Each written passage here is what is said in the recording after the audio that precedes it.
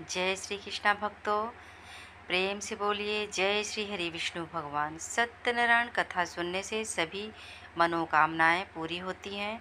स्कंद पुराण के मुताबिक सत्यनारायण भगवान विष्णु का स्वरूप है। श्री हरि विष्णु से जीवन की सभी समस्याएं दूर होती हैं। सत्यनारायण कथा आमतौर पर सुबह और शाम दोनों समय की जाती है। शाम के समय कथा करना ज़्यादा शुभ माना जाता है। पंचांग के मुताबिक सत्यनारायण कथा किसी भी महीने के शुक्ल पक्ष में पूर्णिमा को की जाती है। इस कथा की महिमा को भगवान सत्यनारायण ने अपने मुख से देवर्षि नारद को बताया है। पूर्णिमा के दिन इस कथा को सुनने का विशेष महत्व है। कलयुग में इस व्रत कथा को सुनना बहुत प्रभावशाली माना जाता है। श्री सत्यनारायण कथा। इस दिन भक्त पूर्णिमा व्रत रखकर लक्ष्मी नारायण श्री सत्यनारायण की पूजा करते हैं। मान्यता है कि ऐसे शुभ दिन पर इस व्रत और कथा से जीवन में कभी भी आर्थिक तंगी या कष्ट नहीं आते हैं। हिंदू धार्मिक मान्यता के अनुसार भगवान सत्यनारायण व्रत करने से और कथा सुनने से पुण्य फल प्राप्त होता है। श्री सत्यनारायण पूजा भगवान नारायण का आशीर्वाद लेने के लिए की जाती है, जो भगवान विष्णु के रूपों में से एक है। इस रूप में भगवान को सत्य का अवतार माना जाता है। हालांकि सत्यनारायण पूजा करने के लिए कोई निश्चित दिन नहीं है, लेकिन पूर्णिमा या पूर्णिमा के दौरान इसे करना बेहद शुभ माना जाता है। तो भक्तों, चलिए शुरू करते हैं इस पावन और पुण्यदायी सत्यनारायण पूजा और व्रत की पौराणिक कथा। बोलिए सत्यनारायण भगवान की जय। पौराणिक कथा के अनुसार एक बार नारद जी ने भगवान विष्णु से कहा कि हे भगवान, पृथ्वी पर सभी लोग बहुत दुखी नजर आ रहे हैं, इसका कोई उपाय नहीं है। इस पर भगवान विष्णु ने कहा कि सत्यनारायण का व्रत करने से सबके कष्ट दूर हो जाते हैं। उन्होंने कहा कि जो भी सत्य को ईश्वर समझकर उसकी पूजा करेगा, उसके सारे पाप कट जाएंगे और उसे शुभ फल की प्राप्ति होगी। श्री सत्यनारायण कथा। प्रथम अध्याय। एक समय की बात है, नैमिषारण्य तीर्थ में शौनक आदि 88,000 ऋषियों की ने श्री सूत जी से पूछा, हे प्रभु, इस कलयुग में वेद विद्या रहित मनुष्यों को प्रभु भक्ति किस प्रकार मिल सकती है तथा उनका उद्धार कैसे होगा? हे मुनि श्रेष्ठ, कोई ऐसा तप बताइए जिससे थोड़े समय में ही पुण्य मिले और मनवांछित फल भी मिल जाए। इस प्रकार की कथा सुनने की हम इच्छा रखते हैं। सर्वशास्त्रों के ज्ञाता सूत जी बोले, हे वैष्णवों, मैं पूज्य आप सभी ने प्राणियों के हित की बात पूछी है, इसीलिए मैं एक ऐसे श्रेष्ठ व्रत को आप लोगों को बताऊंगा जिसे नारद जी ने लक्ष्मी नारायण जी से पूछा था और लक्ष्मीपति ने मुनि श्रेष्ठ नारद जी से कहा था। आप सब इसे ध्यान से सुनिए। एक समय की बात है, योगीराज नारद जी दूसरों के हित की इच्छा के लिए अनेकों लोकों में घूमते हुए मृत्यु लोक में आ पहुँचे। यहाँ उन्होंने अनेक योनियों में जन्मे प्रायः सभी मनुष्यों को अपने कर्मों द्वारा अनेकों दुखों से पीड़ित देखा। उनका दुख देख नारद जी सोचने लगे कि कैसा यत्न किया जाए जिसके करने से निश्चित रूप से मानव के दुखों का अंत हो जाए। इसी विचार पर मनन करते हुए वह विष्णु लोक में गए। वहाँ वह देवों के ईश्वर भगवान नारायण की स्तुति करने लगे, जिनके हाथों में शंख, चक्र, गदा और पद्म थे, गले में वरमाला पहने हुए थे। स्तुति करते हुए नारद जी बोले, हे भगवान, आप अत्यंत शक्ति से संपन्न हैं। मन तथा वाणी भी आपको नहीं पा सकती है। आपका आदि मध्य तथा अंत नहीं है। निर्गुण स्वरूप सृष्टि के कारण भक्तों के दुख को दूर करने वाले आपको मेरा नमस्कार है। नारद जी की स्तुति सुन विष्णु भगवान बोले, हे मुनि श्रेष्ठ, आपके मन में क्या बात है? आप किस काम के लिए पधारे हैं, उसे निसंकोच कहो। इस पर नारद मुनि बोले कि मृत्यु लोक में अनेक योनियों में जन्मे मनुष्य अपने कर्मों को द्वारा अनेकों दुख से दुखी हो रहे हैं। हे नाथ, आप मुझ पर दया रखते हैं तो बताइए कि वो मनुष्य थोड़े प्रयास से ही अपने दुखों से कैसे छुटकारा पा सकते हैं। श्रीहरि बोले, हे नारद, मनुष्यों की भलाई के लिए तुमने बहुत अच्छी बात पूछी है, जिसके करने से मनुष्य मोह से छूट जाता है। वह बात मैं कहता हूँ, उसे सुनो। स्वर्गलोक व मृत्युलोक दोनों में एक दुर्लभ उत्तम व्रत है जो पुण्य देने वाला है। आज प्रेमवश होकर मैं उसे तुमसे कहता हूँ। श्री सत्यनारायण भगवान का यह व्रत अच्छी तरह विधि विधान पूर्वक करके मनुष्य तुरंत ही यहाँ सुख भोग कर मरने पर मोक्ष पाता है। श्री हरि के वचन सुन नारद जी बोले कि उस व्रत का फल क्या है और उसका विधान क्या है? यह व्रत किसने किया था? इस व्रत को किस दिन करना चाहिए? सभी कुछ विस्तार से बताइए। नारद की बात सुनकर श्री हरि बोले, दुख व शोक को दूर करने वाला यह व्रत सभी स्थानों पर विजय दिलाने वाला है। मानव को भक्ति व श्रद्धा के साथ शाम को श्री सत्यनारायण की पूजा धर्मपरायण होकर ब्राह्मणों व बंधुओं के साथ करनी चाहिए। भक्ति भाव से ही नैवेद्य केले का फल, घी, दूध और गेहूं का आटा सवाया ले। गेहूं के स्थान पर साठी का आटा, शक्कर तथा गुड़ लेकर वह सभी भक्षण योग्य पदार्थों को मिलाकर भगवान का भोग लगाएं। ब्राह्मणों सहित बंधु बांधवों को भी भोजन कराएं। उसके बाद स्वयं भोजन करें। भजन कीर्तन के साथ भगवान की भक्ति में लीन हो जाएं। इस तरह से सत्यनारायण भगवान का यह व्रत करने पर मनुष्य की सारी इच्छाएं निश्चित रूप से पूरी होती हैं। इस कलिकाल अर्थात कलयुग में मृत्युलोक में मोक्ष का यही एक सरल उपाय बताया गया है। इति श्री सत्यनारायण व्रत कथा का प्रथम अध्याय संपूर्ण। श्रीमन्नारायण नारायण नारायण, भजमन नारायण नारायण नारायण। श्री सत्यनारायण भगवान की जय। श्री सत्यनारायण कथा द्वितीय अध्याय। सूत जी बोले, हे ऋषियों, जिसने पहले समय में इस व्रत को किया था उसका इतिहास कहता हूँ, ध्यान से सुनो। सुंदर काशीपुरी नगरी में एक अत्यंत निर्धन ब्राह्मण रहता था। भूख प्यास से परेशान वह धरती पर घूमता रहता था। ब्राह्मणों से प्रेम करने वाले भगवान ने एक दिन ब्राह्मण का वेश धारण कर उसके पास जाकर पूछा, हे विप्र, नित्य दुखी होकर तुम पृथ्वी पर क्यों घूमते रहते हो? दीन ब्राह्मण बोला, मैं निर्धन ब्राह्मण हूँ, भिक्षा के लिए धरती पर घूमता हूँ। हे भगवान, यदि आप इसका कोई उपाय जानते हो तो बताइए। वृद्ध ब्राह्मण कहता है कि सत्यनारायण भगवान मनोवांछित फल देने वाले हैं, इसीलिए तुम उनका पूजन करो। इसे कहने से मनुष्य सभी दुखों से मुक्त हो जाता है। वृद्ध ब्राह्मण बनकर आए सत्यनारायण भगवान उस निर्धन ब्राह्मण को व्रत का सारा विधान बताकर अंतर्ध्यान हो गए। ब्राह्मण मन ही मन सोचने लगा कि जिस व्रत को वृद्ध ब्राह्मण करने को कह गया है, मैं उसे जरूर करूँगा। यह निश्चय करने के बाद उसे रात में नींद नहीं आई। वह सवेरे उठकर सत्यनारायण भगवान के व्रत का निश्चय कर भिक्षा के लिए चला गया। उस दिन निर्धन ब्राह्मण को भिक्षा में बहुत धन मिला, जिससे उसने बंधु बांधवों के साथ मिलकर श्री सत्यनारायण भगवान का व्रत संपन्न किया। भगवान सत्यनारायण का व्रत संपन्न करने के बाद वह निर्धन ब्राह्मण सभी दुखों से छूट गया और अनेक प्रकार की संपत्तियों से युक्त हो गया। उसी समय से यह ब्राह्मण हर माह इस व्रत को करने लगा।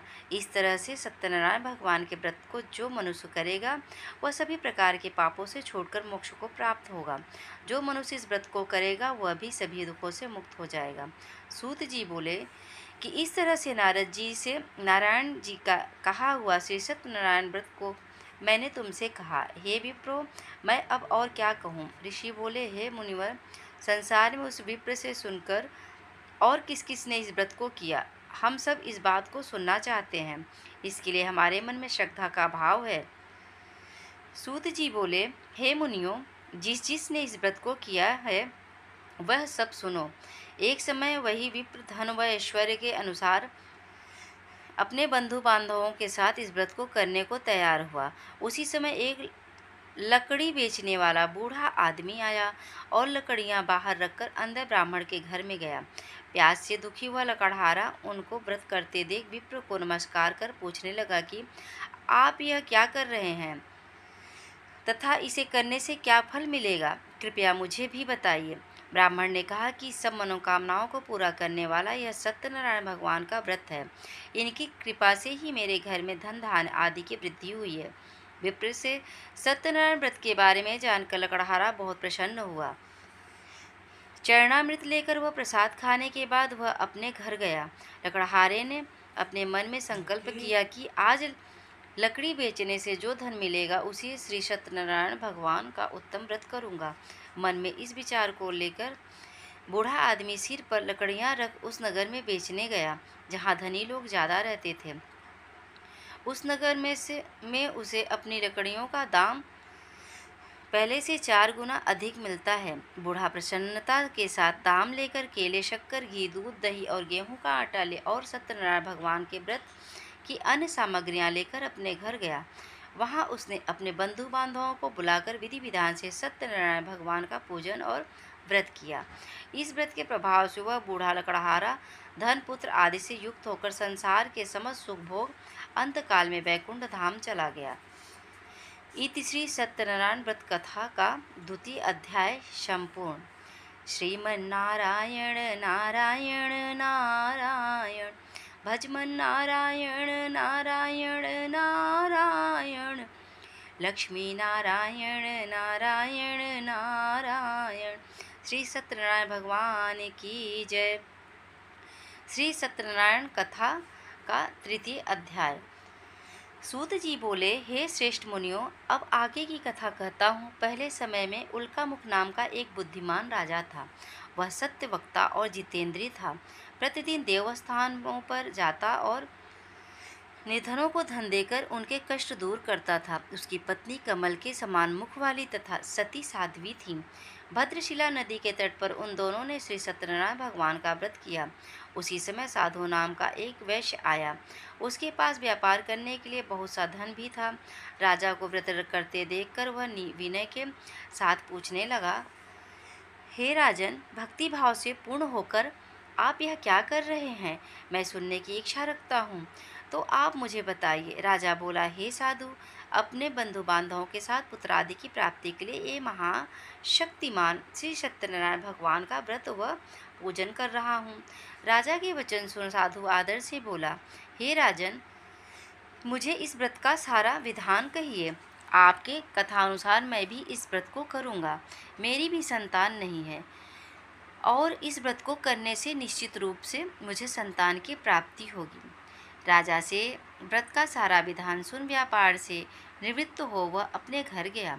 साधु वैश्य ने अपनी पत्नी को संतान देने वाले इस व्रत का वर्णन कह सुनाया और कहा कि जब मेरी संतान होगी तब मैं इस व्रत को करूँगा। साधु ने इस तरह के वचन अपनी पत्नी लीलावती से कहे। एक दिन लीलावती पति के साथ आनंदित हो सांसारिक धर्म में प्रवृत्त होकर सत्यनारायण भगवान की कृपा से गर्भवती हो गई। 10वें महीने में उसके गर्भ से एक सुंदर कन्या ने जन्म लिया। दिनों दिन वह ऐसे बढ़ने लगी जैसे कि शुक्ल पक्ष का चंद्रमा बढ़ता है। माता पिता ने अपनी कन्या का नाम कलावती रखा। एक दिन लीलावती ने मीठे शब्दों में अपने पति को याद दिलाया कि आपने सत्यनारायण भगवान के जिस व्रत को करने का संकल्प किया था उसे करने का समय आ गया है। आप इस व्रत को करिए। साधु बोला कि हे प्रिय, इस व्रत को मैं उसके विवाह पर करूँगा। इस प्रकार अपनी पत्नी को आश्वासन देकर वह नगर को चला गया। कलावती पिता के घर में रह वृद्धि को प्राप्त हो गई। साधु ने एक बार नगर में अपनी कन्या को सखियों के साथ देखा तो तुरंत ही दूत को बुलाया और कहा कि मेरी कन्या की योग्य वर देखकर आओ।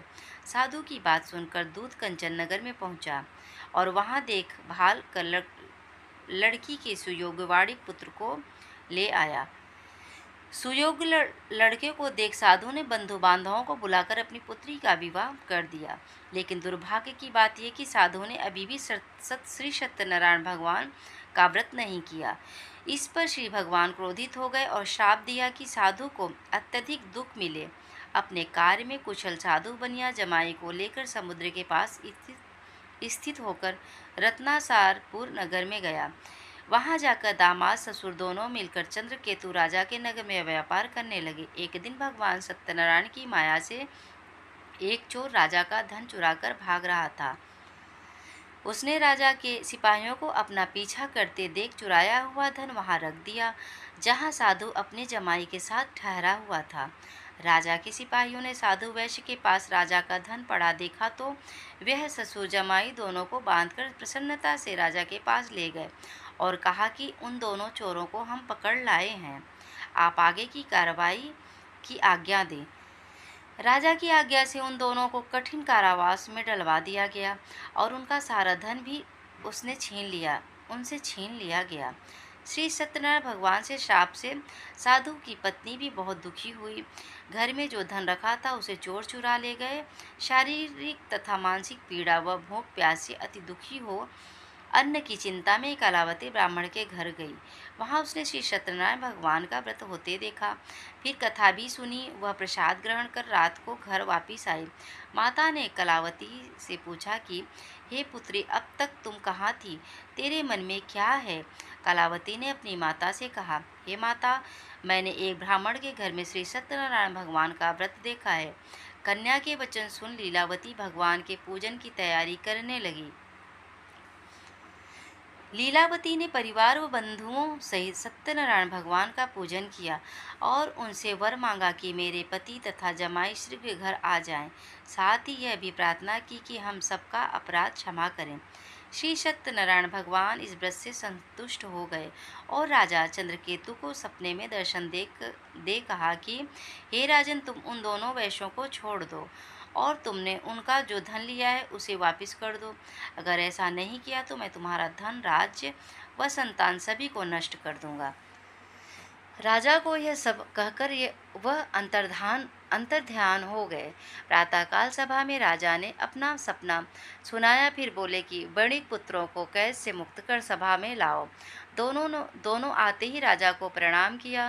राजा मीठी वाणी में बोला, हे महानुभाव, भाग्यवश ऐसा कठिन दुख तुम्हें प्राप्त हुआ है, लेकिन अब तुम्हें कोई भय नहीं है। ऐसा कह राजा ने उन दोनों को नए वस्त्राभूषण भी पहनाए और जितना धन उनका लिया था उससे दुगना धन वापस कर दिया। दोनों वैश्य अपने घर को चल दिए। इति श्री सत्यनारायण व्रत कथा का 3य अध्याय संपूर्ण। श्रीमन्नारायण नारायण नारायण, भजमन नारायण नारायण नारायण, लक्ष्मी नारायण नारायण नारायण। श्री सत्यनारायण भगवान की जय। श्री सत्यनारायण कथा 4th अध्याय। सूत जी बोले, वैश्य ने मंगलाचार कर अपनी यात्रा आरंभ की और अपने नगर की ओर चल दिए। उनके थोड़ी दूर जाने पर एक दंडी वेशधारी श्री सत्यनारायण ने उनसे पूछा, हे साधु, तेरी नाव में क्या है? अभी वणिक हंसता हुआ बोला, हे दंडी, आप क्यों पूछते हो? क्या धन लेने की इच्छा है? मेरी नाव में तो बेल व पत्ते भरे हुए हैं। वैश्य के कठोर वचन सुन भगवान बोले, तुम्हारा वचन सत्य हो। दंडी ऐसे वचन कह वहां से दूर चले गए।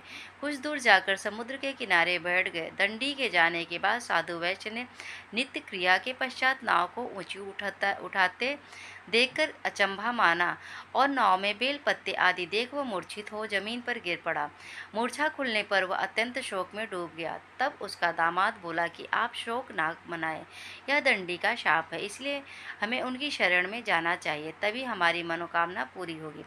दामाद की बात सुनकर वह दंडी के पास पहुंचा और अत्यंत भक्तिभाव नमस्कार कर बोला, मैंने आपसे जो असत्य वचन कहे थे उनके लिए मुझे क्षमा दें। ऐसा कहकर महान शोकातुर होकर रोने लगा। तब दंडी भगवान बोले, हे वणिक पुत्र, मेरी आज्ञा से बार बार तुम्हें दुख प्राप्त हुआ है। तुम मेरी पूजा से विमुख हुआ। साधु बोला, हे भगवान, आपकी माया से ब्रह्मा आदि देवता भी आपके रूप को नहीं जानते, तब मैं अज्ञानी कैसे जान सकता हूँ? आप प्रसन्न होइए। अब मैं सामर्थ्य के अनुसार आपकी पूजा करूँगा। मेरी रक्षा करो और पहले के समान नौका में धन भर दो। साधु वैश्य के भक्तिपूर्वक वचन सुनकर भगवान प्रसन्न हो गए और उसकी इच्छा अनुसार वरदान देकर अंतर्ध्यान हो गए।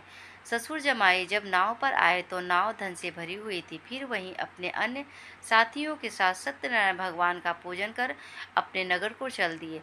जब नगर के नजदीक पहुंचे तो दूत को घर पर खबर करने के लिए भेज दिया। दूत साधु की पत्नी को प्रणाम कर कहता है कि मालिक अपने दामाद सहित नगर के निकट आ गए हैं। दूत की बात सुन साधु की पत्नी लीलावती ने बड़े हर्ष के साथ सत्यनारायण भगवान का पूजन कर अपनी पुत्री कलावती से कहा कि मैं अपने पति के दर्शन को जाती हूँ, तू कार्य पूर्ण कर शीघ्र आ जा। माता के ऐसे वचन सुन कलावती जल्दी में प्रसाद छोड़ अपने पति के पास चली गई। प्रसाद की अवज्ञा के कारण श्री सत्यनारायण भगवान रुष्ट हो गए और नाव सहित उसके पति को पानी में डुबो दिया।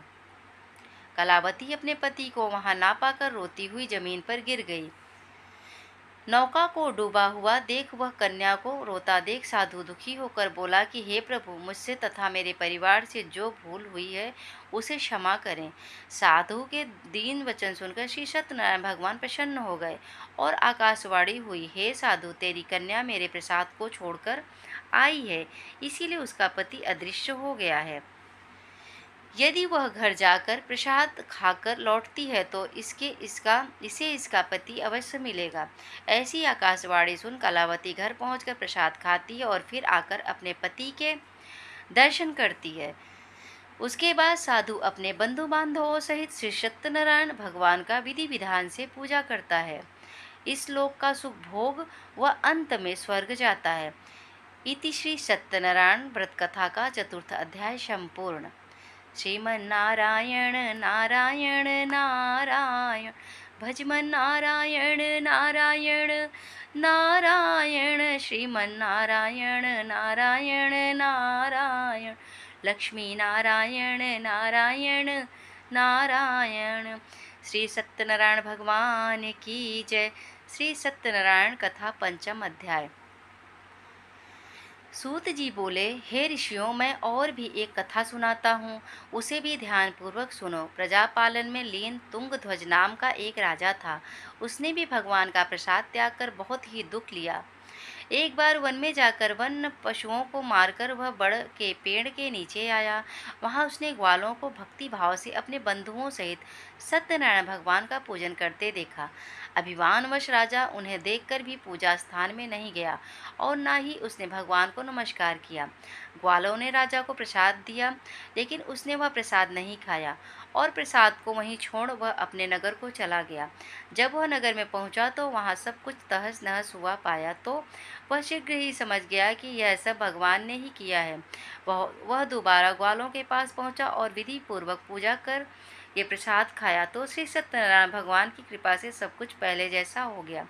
दीर्घकाल तक सुख भोगने के बाद मरणोपरांत उसे स्वर्ग की प्राप्ति हुई। जो मनुष्य परम दुर्लभ इस व्रत को करेगा तो भगवान सत्यनारायण की अनुकंपा से उसे धन धान्य की प्राप्ति होगी। निर्धन धनी हो जाता है और भय मुक्त हो जीवन जीता है। संतानहीन मनुष्य को संतान सुख मिलता है और सारे मनोरथ पूर्ण होने पर मानव अंतकाल में वैकुंठ धाम को जाता है। सूत जी बोले, जिन्होंने पहले इस व्रत को किया है, अब उनके दूसरे जन्म की कथा कहता हूँ। वृद्ध शतानंद ब्राह्मण ने सुदामा का जन्म लेकर मोक्ष की प्राप्ति की। लकड़हारे ने अगले जन्म में निषाद बनकर मोक्ष प्राप्त किया। उल्कामुख नाम का राजा दशरथ होकर बैकुंठ को गए। महाराज तुंगध्वज ने स्वयंभू होकर भगवान में भक्ति युक्त हो कर्म कर मोक्ष पाया। इति श्री सत्यनारायण व्रत कथा का 5th अध्याय संपूर्ण। श्रीमन्नारायण नारायण नारायण, भजमन नारायण नारायण नारायण, लक्ष्मी नारायण नारायण नारायण। श्री सत्यनारायण भगवान की जय।